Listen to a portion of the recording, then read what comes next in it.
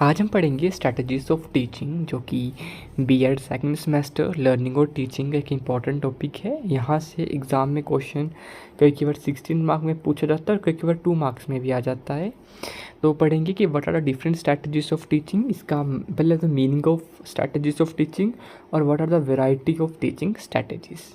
सबसे पहले इंट्रोडक्शन में आपको बता देता हूँ टीचिंग स्ट्रैटेजीज क्या होती है। टीचिंग स्ट्रैटेजी वैसे बेसिकली है क्या, देखो हमारी क्लासरूम सिचुएशन में 2 मेजर रोल्स प्ले करते हैं। एक होता है टीचर और एक होता है स्टूडेंट्स। देखो टीचर क्या है, टीचर एक पर्सन है जिसके पास a wide range of knowledge है और वो अपनी नॉलेज स्टूडेंट्स को डिलीवर करता है, और स्टूडेंट्स भी उस नॉलेज को गेन करेंगे और वो तभी गेन कर पाते हैं अगर वो मोर एक्टिवली पार्टिसिपेट कर रहे हैं क्लासरूम में टीचिंग लर्निंग प्रोसेस में, और वो नॉलेज को गेन करेंगे ताकि उनका जो बिहेवियर है वो मॉडिफाई हो सके। So in the classroom situation the teacher is a person who is more knowledgeable, who have wide range of knowledge, और वो टीचर है, टीचर्स को वो अपनी नॉलेज को डिलीवर करना है बच्चों को। अब टीचर के पास बहुत से वेज होते हैं, बहुत से प्लान होती है, स्ट्रैटेजीज होती हैं। तो वही आज हम पढ़ेंगे कि स्ट्रैटेजीज कौन कौन सी होती है कि through which teacher can share their knowledge to the students. So teaching strategy क्या होती है? टीचिंग स्ट्रैटेजी मेथड है जिसके थ्रू हम अपनी इन्फॉर्मेशन को डिलीवर करेंगे इन the classroom situation, online platform और सम अदर मीडियम्स। तो वही बात जो मैंने आपको ऊपर समझाई वही लिखी है यहाँ पे भी। नेक्स्ट है the helps in making teacher more effective, engaging and goal oriented या गोल डायरेक्टेड भी कह सकते हैं। मतलब टीचिंग हमने इस वे से करनी है, हमने ये प्लान यूज़ करना है जिससे वो इफ़ेक्टिवली स्टूडेंट इफ़ेक्टिवली गेन करे नॉलेज को, वो इंगेज रह पाए। इंगेज मतलब क्या है, वो एक्टिवली पार्टिसिपेट करे क्लासरूम में और वो गोल ओरिएंटेड रहे और वो अपने गोल की ओर वर्क करता रहे ताकि to achieve a particular goal.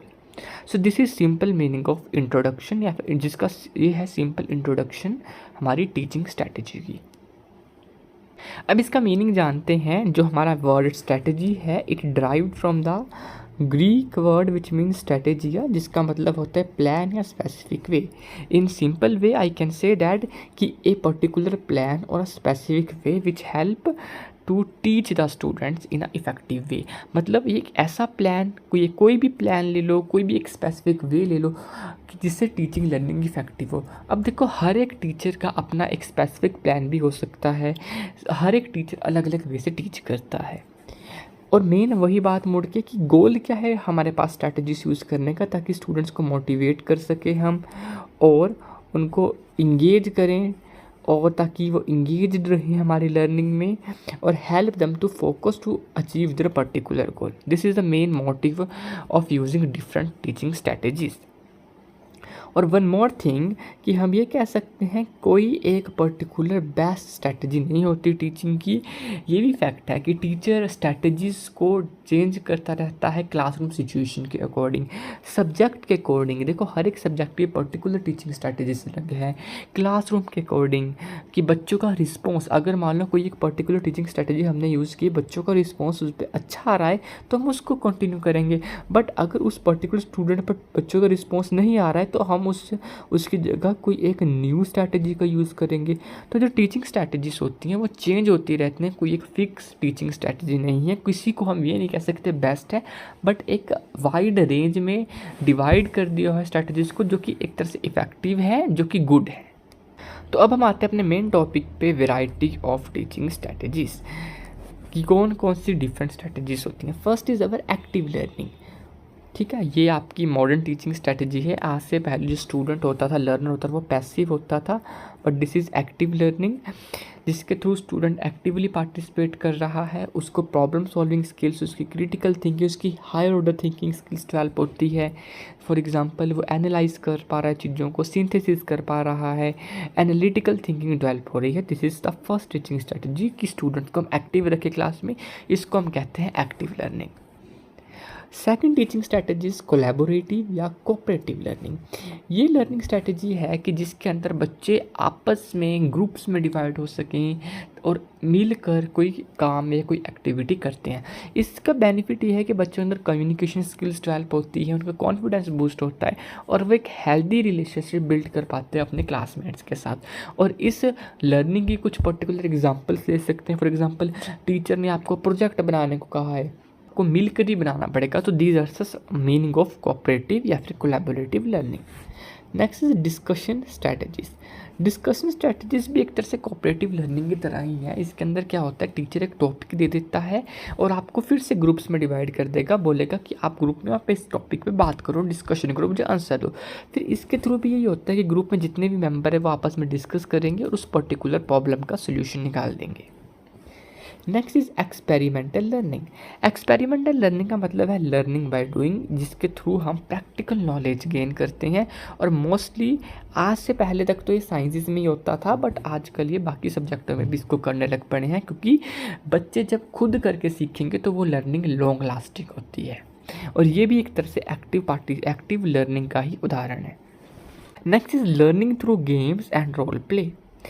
Game के थ्रू खेलना, मैथमेटिक्स में फॉर एग्जांपल आप क्विज़ करवा रहे हो बच्चों को, तो वो एक तरह से लर्निंग बाय गेम्स है। रोल प्ले मीन्स आपने कोई चीज़ पढ़ानी है बच्चों को, लाइक ट्रैफिक रूल्स ही सिखाने हैं। तो ट्रैफिक रूल्स में क्या सिखाएंगे, आप एक बच्चे को बोलेंगे कि आप ट्रैफिक पुलिस वाला पर्सन बन जाओ, है ना, और दूसरे को बोलेंगे आप व्हीकल्स बन जाओ। उनको क्लासरूम सिचुएशन में पढ़ा देंगे। मान लो आपने पार्लियामेंट डिस्कस करनी है, पार्लियामेंट का टॉपिक, तो स्टूडेंट्स को पार्लियामेंट के अकॉर्डिंग डिज़ाइन कर दो कि अपने क्लासरूम को पार्लियामेंट बना दें, है ना। तो रोल प्ले मतलब उनका रोल खेल के उनको खुद अपने आप रियल लाइफ सिचुएशन में डील करके आप पढ़ा सकते हैं। तो ये भी एक वे ऑफ टीचिंग है। Next is learner centred approach. इसको हम चाइल्ड सेंटर्ड अप्रोच भी कहते हैं। देखो मोस्टली क्या है, हमारी क्लास में बहुत से इंडिविजुअल डिफरेंसेस होते हैं, मतलब हर एक स्टूडेंट में इंडिविजुअल डिफरेंस है, कोई एक इंडिविजुअल दूसरे से सेम नहीं हो सकता है। तो इस इंडिविजुअल डिफरेंस के कारण कई स्टूडेंट्स इंटेलिजेंट, मतलब कई स्टूडेंट अबव एवरेज होते हैं, कई बिलो एवरेजेस होते हैं। सो टीचर्स को हर किसी को इंक्लूड करना है। तो लर्नर सेंटर्ड अप्रोच में क्या है, टीचर हर किसी को क्लास में इंक्लूड करेगा, किसी को सैग्रीगेट नहीं करेगा। तो ये लर्नर सेंटर्ड अप्रोच है।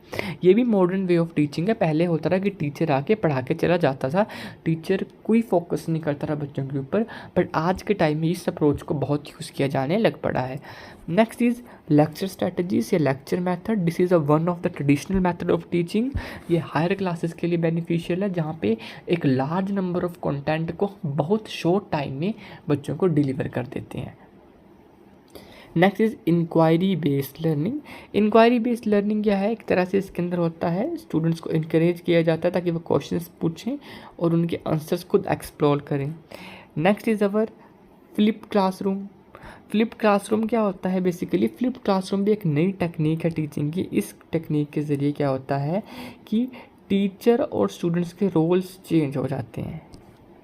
जैसे कि आपको इस पिक्चर में दिख रहा है कि टीचर ने एक पर्टिकुलर टॉपिक दे दिया स्टूडेंट को कि वो घर से प्रिपेयर करके आए, फिर नेक्स्ट डे ये स्टूडेंट उस टॉपिक को पढ़ाएगा क्लास में और टीचर बैठ के ऑब्जर्व करेगा।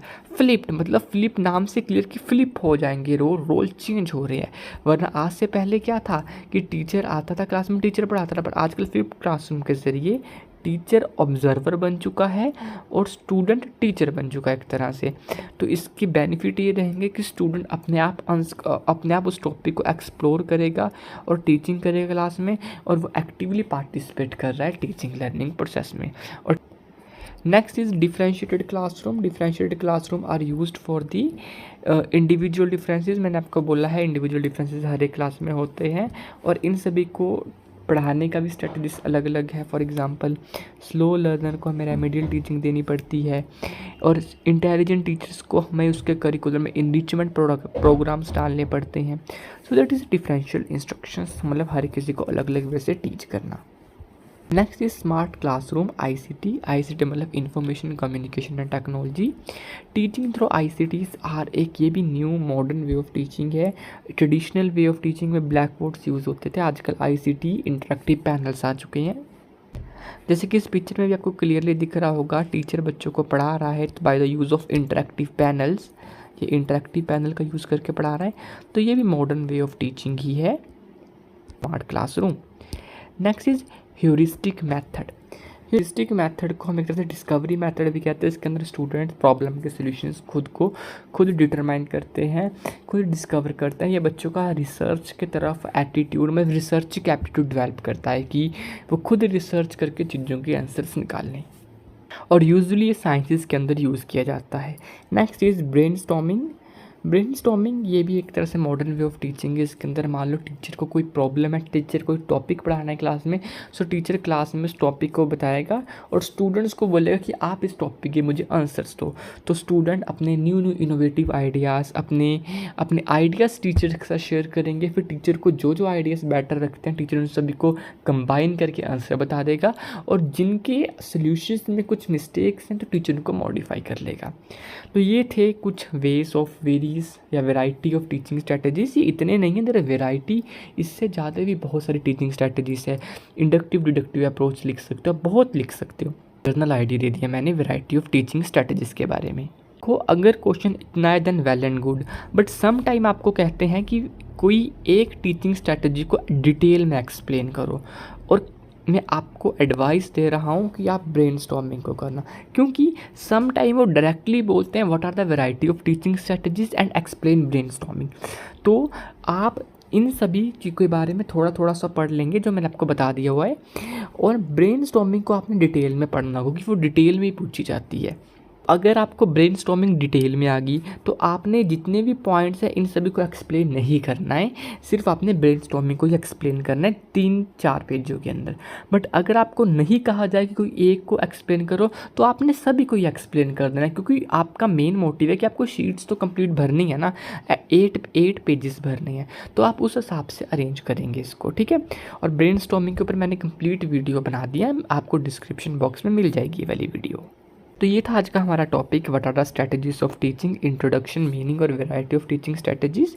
और इसमें आपको इतना है तो ठीक है, मैंने आपको अभी बताया, वरना इसके बाद ब्रेनस्टॉर्मिंग को जरूर पढ़ लेना, क्योंकि वो ही पूछी जाती है इसके साथ। ये क्वेश्चन कंबाइन होकर आता है क्योंकि आपका लास्ट यूनिट का लास्ट चैप्टर है, तो वो सारे इस चैप्टर से 2 टॉपिक इकट्ठे करके एक क्वेश्चन में डाल देते हैं।